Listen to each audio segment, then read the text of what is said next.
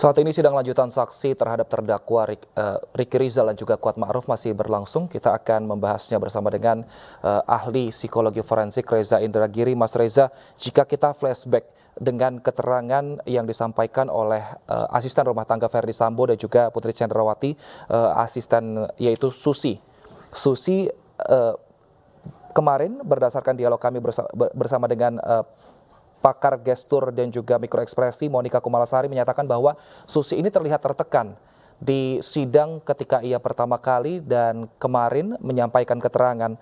Sebenarnya apa yang membuat seseorang itu tertekan? Apakah karena memang saat kemarin ada atasannya yaitu Verdi Sambo dan juga Putri Chandrawati, atau mungkin memang karena belum terbiasa dengan suasana sidang?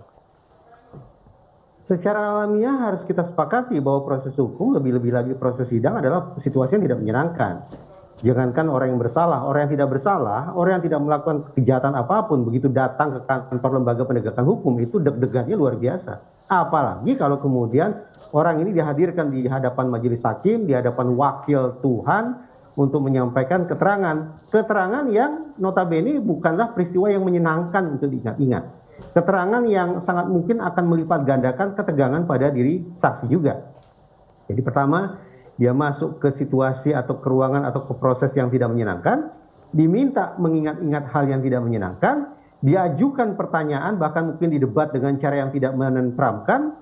Tambahan lagi, kalau kemudian pihak-pihak yang berkepentingan atau memberikan tekanan juga hadir di ruang yang sama, maka ketegangan itu juga akan semakin berlipat ganda. Tetapi, tapi sekali lagi saya tidak menguasai ilmu membaca gestur ya. Yang ingin saya katakan adalah kita tidak bisa juga a priori terhadap yang namanya tekanan. Kita tidak bisa antipati mutlak terhadap yang namanya tekanan batin atau stres. Karena psikologi forensik menyimpulkan bahwa hingga derajat tertentu manusia butuh stres. Manusia butuh tekanan. Terbukti misalnya tekanan atau stres itu membuat kita jadi lebih cepat bekerja, menjadi lebih cepat berpikir, menjadi lebih sigap dalam melangkah. Nah, ini menandakan bahwa sekali lagi hingga derajat tertentu kita membutuhkan tekanan itu. Demikian pula saksi. Berharap bahwa saksi datang lenggang kangkung dengan suasana santai ke ruang sidang tampaknya tidak realistis. Maka yang paling mungkin adalah bagaimana mengatur atmosfer ruang sidang ini agar tekanan atau stres yang dialami oleh saksi adalah stres yang tetap berada pada titik optimal. Pada titik optimal itulah stres yang dialami saksi akan membuat performanya menjadi lebih baik. Dia bisa berpikir lebih jernih, artikulasinya lebih tertata, sekaligus substansi informasi yang dia berikan bermanfaat bagi terutama sekali majelis hakim. Stres optimal untuk mendapatkan keterangan yang lebih baik itu indikatornya seperti apa, Mas Reza? Apakah semua sama setiap orang? Ya, sukar kalau diminta untuk menunjukkan angka berapa derajatkah stres yang optimal itu, saya tidak sanggup. Tapi secara kualitatif yang ingin saya katakan, indikator bahwa saksi ini dalam kondisi yang optimal adalah misalnya sekali lagi dia bisa berpikir secara jernih, artikulasi atau perkataannya itu baik, runtut, dengan pilihan kata yang tepat, dengan jeda atau pause yang sedikit, dan substansinya bermanfaat. Substansinya itu mengandung kejujuran, substansinya itu mengandung itikat baik dari saksi bahwa dia bersedia untuk kooperatif dalam proses hukum ini. Nah, itulah beberapa indikator kualitatif yang bisa kita perhatikan pada diri saksi untuk menakar apakah tekanan batin atau stres yang dialami berada pada titik optimal atau justru sudah melampaui ambang toleransi. Baik, kita sudah berbicara saksi, bagaimana dengan hakim sendiri? Nah, hakim ini mendengarkan keterangan yang sangat banyak dan juga mungkin ada yang berulang-ulang, ada yang berubah. Bagaimana cara hakim kemudian pikirannya menentukan mana yang benar atau mana yang tidak? Apakah mengenai bisa dikatakan melalui penghitungan keterangan mana yang sama dan tidak, atau seperti apa, Mas Reza? Metafora yang kita gunakan seringkali menyorot profesi hakim adalah kita sebut mereka sebagai wakil Tuhan. Berarti betapa sempurnanya manusia yang kita sedang bincangkan ini. Di barat juga ada ungkapan atau kiasan bahwa hakim itu laksana Hercules. Manusia dikdaya dengan stamina yang tanpa batas, yang tidak pernah letih, tidak pernah sakit, tidak pernah takut, selalu siap 24 jam menghasilkan putusan-putusan yang paling adil di muka bumi. Itu gambaran kiasan yang sangat sempurna, sangat ideal. Tapi psikologi forensik ini memang bisa dikatakan disiplin yang usil, tengil, jahil. Gitu. Psikologi forensik tidak serta-merta percaya terhadap berbagai macam klaim atau sebutan yang sedemikian ideal itu tadi. Itu sebabnya kemudian psikologi forensik mencoba untuk mengupas sisi insani atau sisi kemanusiaan hakim. Toga mereka dilepas, kemudian palu hakim itu dijauhkan, sehingga kita sedang menyorot orang yang sesungguhnya sama dengan kita, yaitu manusia.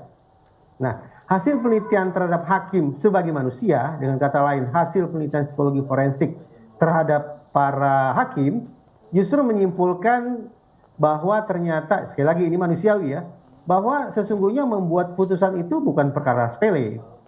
Menjadi orang yang objektif dalam berpikir itu bukan persoalan yang gampang. Dengan kata lain, saya menggunakan kalimat yang positif ini, dengan kata lain bahwa ternyata profesi hakim itu rentan terhadap bias.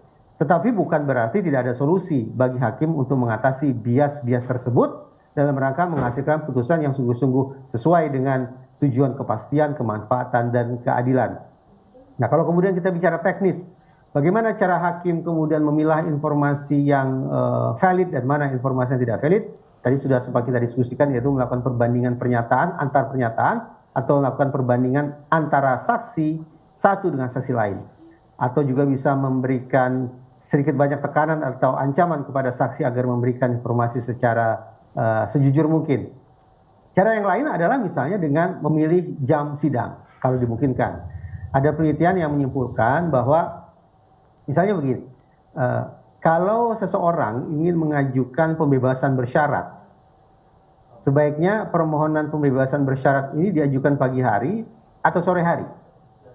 Simpulan psikologi forensik menyimpulkan keputusan bahwa hakim akan memenuhi atau mengabulkan permohonan pembebasan bersyarat itu kemungkinannya lebih tinggi di sore hari. Kenapa? Penjelasannya adalah karena pada sore hari secara umum kondisi fisik manusia termasuk hakim tidak lagi prima, apalagi kalau dibandingkan dengan kondisi mereka di pagi hari. Kadar gula darah mereka sudah turun. Karena kadar gula darah mereka sudah turun, maka kesiapan atau kesanggupan hakim berpikir di sore hari tidaklah setinggi kesanggupan mereka untuk berpikir di pagi hari. Itu sebabnya tanda petik sore hari hakim itu lebih royal dalam mengabulkan permohonan pembebasan bersyarat. Esensi dari penelitian ini adalah ingin mengatakan bahwa ternyata ritme biologis yang mulia hakim pun sama dengan ritme biologis kita-kita juga.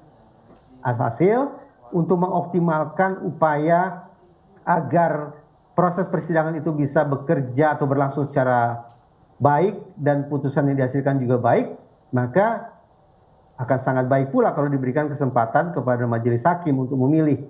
Barangkali perkara-perkara yang tergolong kompleks sebaiknya disidangkan di pagi hari, sementara perkara-perkara yang relatif sederhana disidangkan di siang hari atau di sore hari. Perkara yang menarik perhatian publik sebaiknya diberikan di pagi hari, mungkin seperti itu. Baik, artinya waktu sidang juga mempengaruhi dari performa dan juga objektivitas hakim. Bang Reza, kita akan jeda terlebih dahulu dan pemirsa tetaplah bersama kami di Breaking News karena dialognya akan kami lanjutkan usai jeda.